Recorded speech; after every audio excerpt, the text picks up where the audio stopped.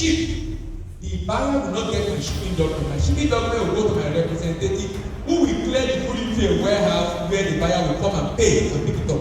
So all the things we need daily for survival as a human are the things we should focus on when we are exporting in Africa. Do you know why? If you check the majority of African countries, they are either lower middle or low income economy. Then they're extending their AfCFTA agreement. Is this something that will happen? Okay. Now, it's a big challenge for Nigerians. Credit card. For payment? Yes. No, if credit card, for buyer to pay you with credit card, no, you can receive money with credit card if you have a platform where they can use to pay, but it's not advisable. It's not advisable.